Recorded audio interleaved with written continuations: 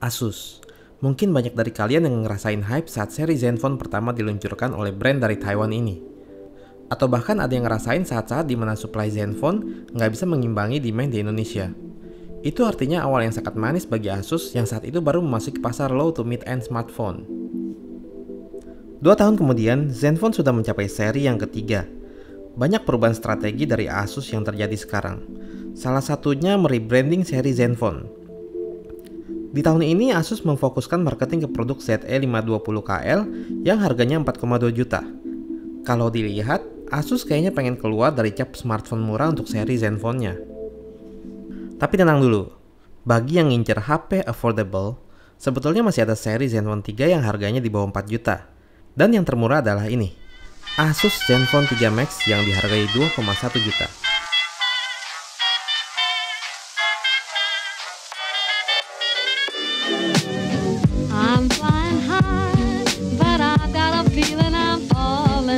Falling for nobody else but you. You caught my eye, and I've got a feeling I'm falling. Show me the ring. Untuk HP di harga 2 juta, desainnya menurut saya cakep banget.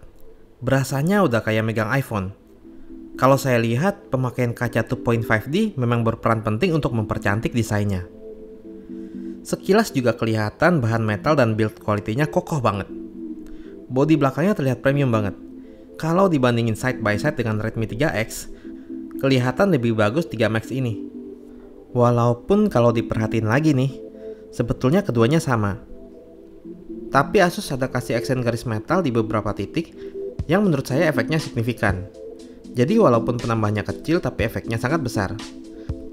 Kudos untuk tim desainer Asus. Layarnya berukuran 5,2 inch. Ukuran yang cukup oke buat saya yang nggak terlalu suka dengan HP berbodi bongsor. Resolusinya 720p dan berpanel IPS. Jadi masalah viewing angle dan warna udah bagus. Di bawah sinar matahari yang terik, layar HP ini masih bisa kelihatan. Untuk resolusi, saya sebetulnya nggak ada masalah dengan 720p. Apalagi di HP harga 2 juta. Udah sangat cukup. Toh bikin hemat daya juga. Sayangnya nggak ada Asus Splendid di sini. Keluhan yang langsung bisa saya rasakan waktu pakai HP ini sih tingkat sensitivitas layarnya yang terlalu tinggi. Saya scroll pelan aja dia malah scrollnya cepet. Dan ini lumayan mengganggu. Saya cukup terkesan dengan kamera belakang 13 megapikselnya. Tadinya saya kira bakal nggak bagus. Tapi pas dicoba pakai beberapa minggu ini, ternyata saya salah. Nih, coba lihat hasil foto-foto yang saya jepret pakai mode auto. Dynamic range-nya cukup baik. Coba perhatiin foto ini. Di bagian gelapnya masih kelihatan detailnya. Lalu di foto ini juga begitu. Terus hasilnya juga ternyata cukup detail dan tajam.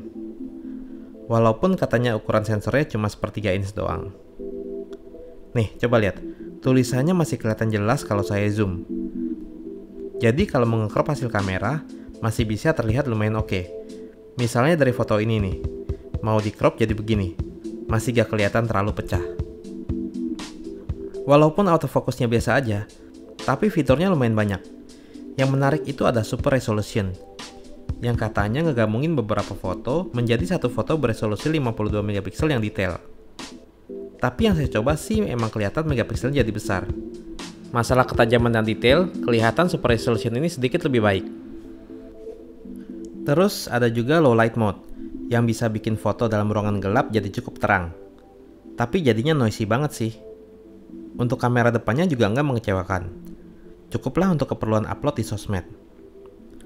Kamera belakangnya bisa rekam video sampai resolusi Full HD. Lalu ada fitur IIS juga, tapi nggak bisa di resolusi Full HD. Sayang hasil videonya nggak sebagus hasil fotonya. Tapi kalau cuma play di HP sih masih lumayan. Kalau di low light, jadinya FPS-nya kayak menurun. IIS-nya di mata saya sih kelihatannya sama aja waktu dinyalain sama nggak dinyalain. Masalah hardware, HP ini pakai prosesor MediaTek MT6737T. Prosesor quad-core 64 bit 1,25 GHz ini berbasis ARM53. GPU Mali T720 dan RAM sebesar 2 GB. Untuk urusan performa, HP ini masih tergolong lumayan. Pas ngetes Antutu sih saya pesimis, tapi saya cukup kaget pas main game berat masih playable. Saya cobain game FIFA Mobile, Asphalt Extreme, Vainglory, Need for Speed ternyata masih cukup lancar. Terus ada fitur asik nih buat gamer. Ternyata di sini disematkan game Genie juga sama Asus. Saya kirain fitur ini cuma bakalan ada di seri Zenfone 3 Mid to High.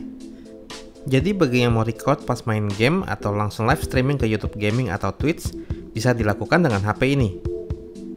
Multitaskingnya juga masih cukup oke. HP ini dibalut dengan Zen UI yang berjalan di Android M 6.0. Sebetulnya UI ini cukup mirip dengan stok Android dengan fitur kustomisasi yang berjibun. Tapi entah mengapa saya kurang suka aja dengan overall looks-nya. Tapi ini Android sih, masih bisa kita rubah-rubah. Lagian Zen UI juga bisa pilih themes, icons, dan lain-lain. Terus fitur yang dari dulu saya sukai dari Zen UI yaitu shortcut buat screenshotnya. Cuma perlu tahan tombol multitasking doang. Suka banget. Oh, ngomong-ngomong tombol utamanya itu on screen. Ini keputusan dari Asus yang tepat menurut saya. Soalnya saya nggak suka capacitive button kalau tanpa backlight. Fingerprintnya ada di belakang. Performanya kadang cepet tapi gak jarang lambat. Speakernya ada di belakang dan kualitasnya ya biasa aja. Tapi pas cobain di outdoor yang berisik, masih kedengeran sih.